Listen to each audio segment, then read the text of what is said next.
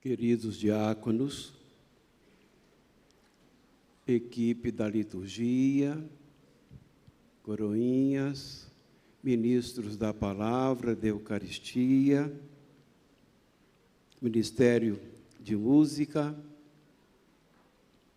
e a todos vocês, meus irmãos e irmãs, que aqui vêm partilhar comigo das coisas da presença, da palavra de Deus que nos conforta e que dirige a nossa vida, e daqueles que já fizeram aliança com Jesus pelo sacramento da Eucaristia.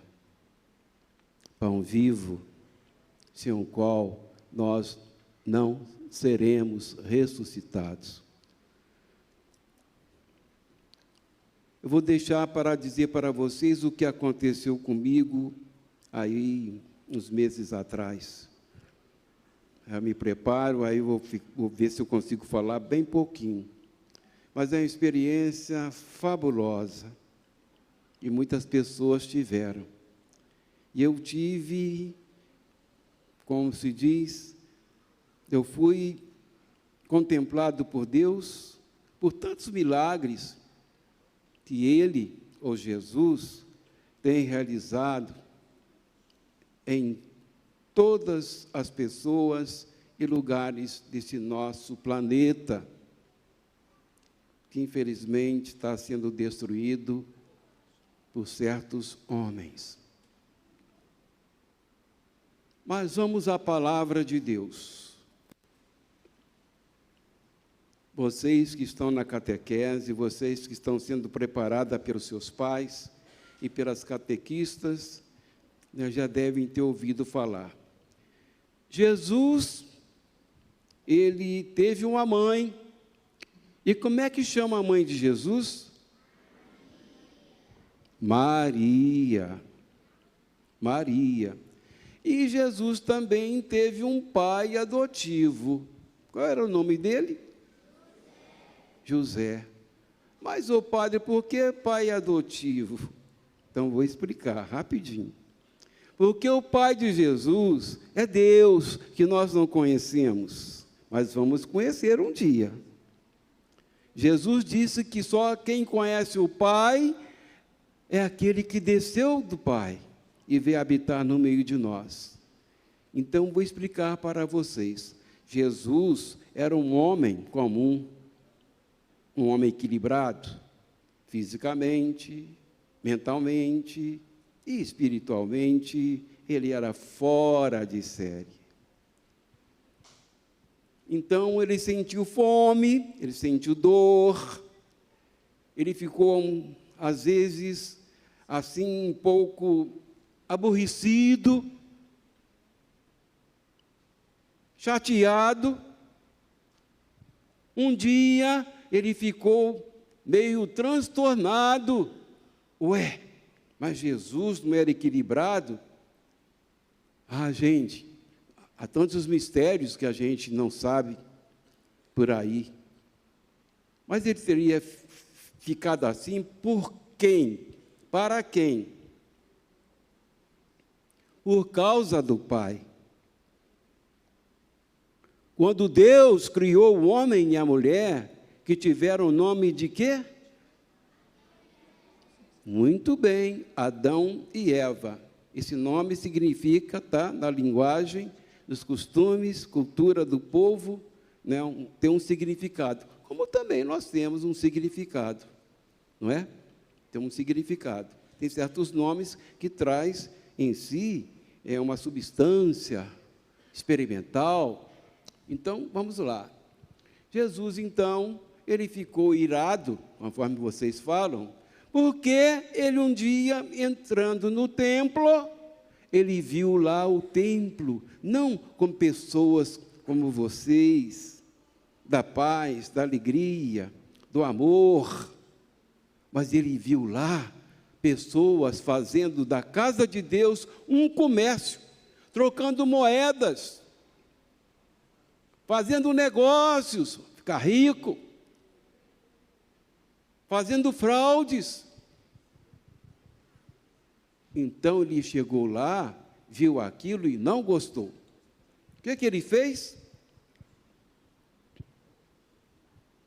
Pegou uma metralhadora?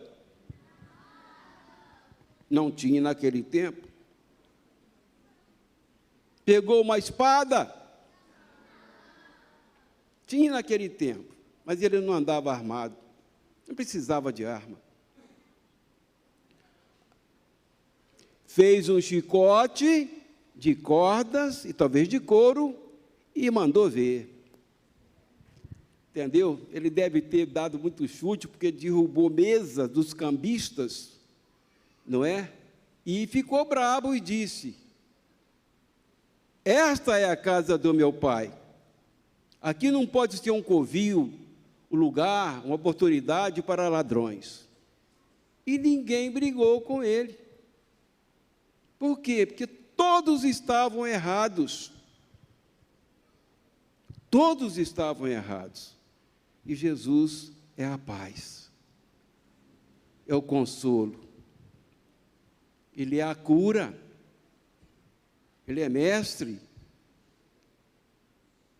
Ele é nosso pastor. Então, Jesus, na sua vida, quando Ele foi batizado por João Batista, esse João Batista era o que de Jesus? Primo, primeiro grau. Tem uma história, claro, vocês já sabem, eles vão aprender, mas vamos assim sintetizar. Então, ele foi batizado pelo seu primo.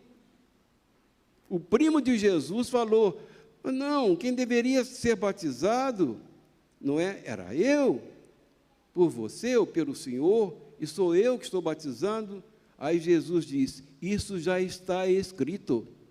E o que aconteceu? Jesus, ali no Rio Jordão, ele estava ali, mergulharam ele como era de costume, aí ele morreu afogado? Não, não morreu afogado. Não morreu afogado. Mas quando ele foi batizado, que João Batista jogou água na sua cabeça, em todo o seu corpo, não é? O que pessoas que estavam ali ouviram? Ouviram como se fosse um barulho de trovão, e ouviram uma voz vinda, não da terra, mas do céu, que dizia: este é o meu Filho amado, do qual coloco todo o meu amor e o meu afeto. Escutai-o. Jesus devia de ter uns 30 anos. Ele nasceu em Belém, depois José e Maria foram a Nazaré, uma cidade pequenininha, pequena, todo mundo se conhecia, cidade do interior, não é? Então, Jesus estava ali, e os que escutaram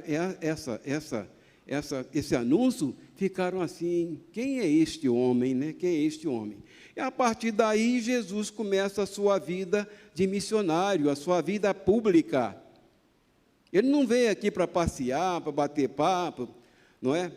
Para jogar futebol, olhar o celular, que nem existia. Jesus, a missão dele para salvar a todas as pessoas que acreditassem nele, Filho único de Maria e, claro, de Deus. Santo. Jesus nasceu santo. Nós nascemos, vocês crianças, todos nós nascemos, e enquanto a criança não faz nenhuma bobagem, não faz nenhum pecado, ela é um santinho, é uma santinha, mesmo que seja meio atrapalhado ou atrapalhada. Por quê? Porque não há maldade no coração das crianças. Mas, quando vão conhecendo as coisas, não é? As coisas, como dizem por aí a gente começa a ver que tem uma coisa diferente, que ninguém ensinou a gente, não é? Então, a gente começa a se afastar de Deus, Então, Jesus, ele começa a sua missão, e ele não trabalha sozinho. Jesus não é egoísta. Ele podia fazer tudo sozinho, mas ele quer, não é, a participação das pessoas.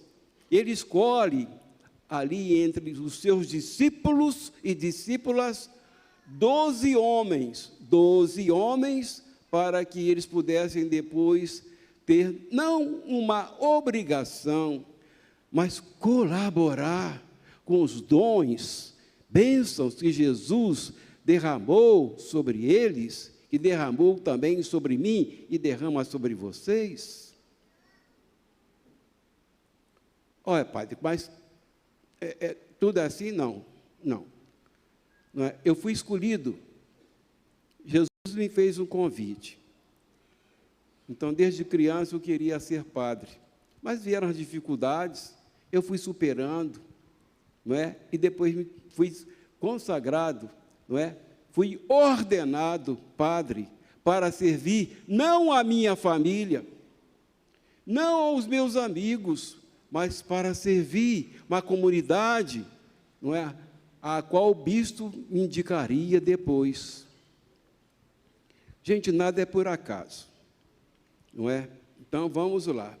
Jesus, então, dos 12, escolheu 3 personagens, 3 apóstolos. Quem foi mesmo que nós ouvimos? Levou lá para a Montanha Santa, chamado Monte Tabor, não é? E quem foi que ele escolheu? Pedro, o pescador, não é? Que foi primeiro Papa, depois chamou o Tiago, eram 2 Tiagos, chamou um que era irmão do João. O João era muito jovem. De todos os apóstolos que seguiram Jesus, todos foram martirizados. Deram o sangue, seu próprio sangue, a sua vida, não é, pela igreja a que eles pertenciam. Aí o João, o que foi feito? Ele ficou esquisito? Não. Jesus estava lá na cruz, pregado na cruz. Vamos lembrar direitinho, vocês vão entender. Aí Jesus ali sofrendo, doendo muito, aquele negócio todo. Ele viu, né, que traíram a ele, mas ele perdoou a todo mundo. E ele então disse, mulher, estava ali Maria, as suas primas, não é? O pessoal chamava de irmãos. E também João, o único dos 12 que acompanhou a paixão de Jesus. Os outros todos, deram no pé. Inclusive Pedro, que traiu Jesus. Trair a gente é coisa, não é do presente, não. É coisa do passado. Faz parte, não é, da infidelidade entre as pessoas. Fazer o quê? Né? Não somos santos por enquanto. Então, estava ali, aquela situação, e aí o que aconteceu? Não é? Mulher, eis aí teu filho. Filho, eis aí a tua mãe. E lá, aquele que escreveu o Evangelho disse, a partir daí, João recebeu Maria em sua casa. Eles foram para uma cidadezinha chamada Éfeso. E foi lá que, né, São João construiu a igreja de Deus. Não é? E Maria morou até a sua morte com São João. Muito bem. Aí o que aconteceu? Aconteceu que, quando João, Tiago e Pedro estavam lá na subida do Monte Tabor, Jesus, ele foi iluminado de tal maneira que eles ficaram assim apavorados. Jesus se tornou uma luz, não que incomoda, mas uma luz que reflete, né, uma sabedoria, uma experiência com o próprio Deus. Então,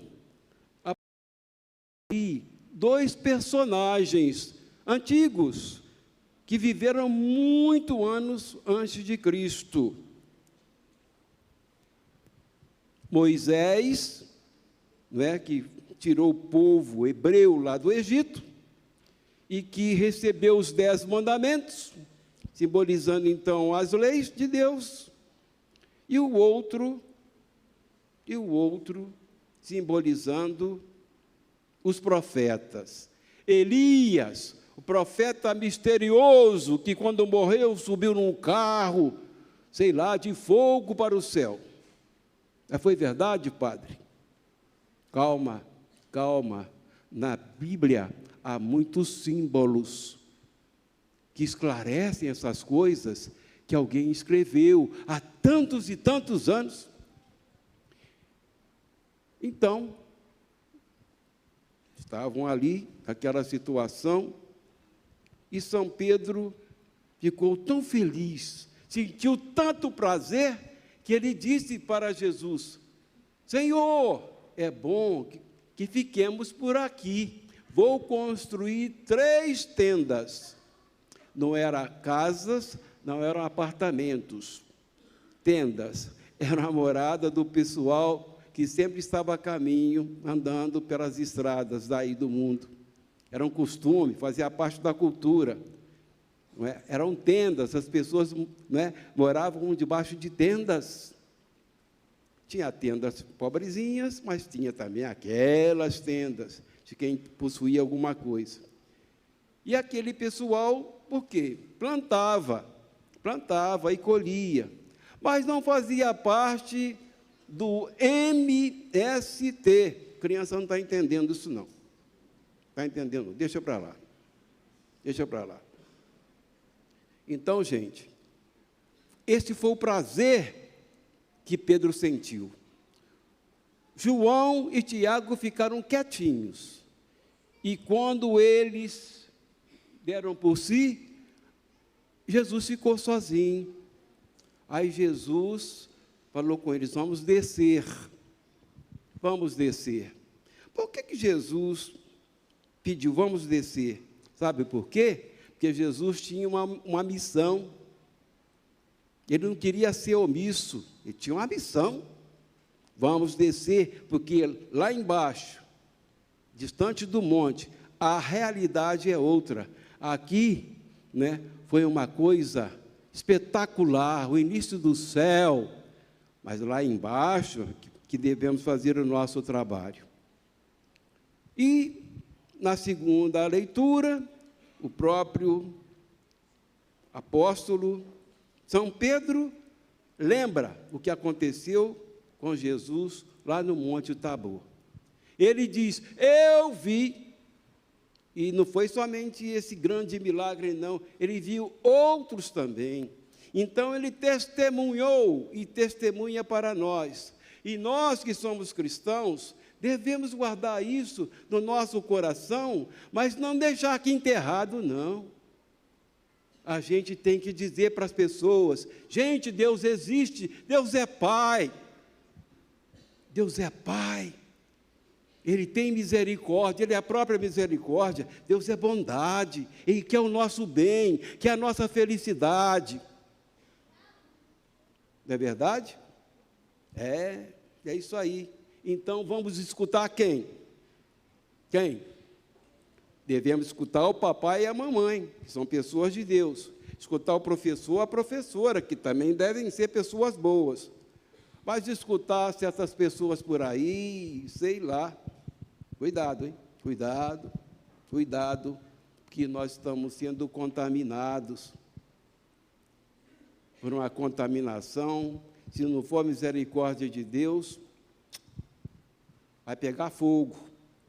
Não fogo do céu, mas um fogo por aí, destruindo a cada um de nós. E talvez até, entendeu, batendo de frente com a nossa fé.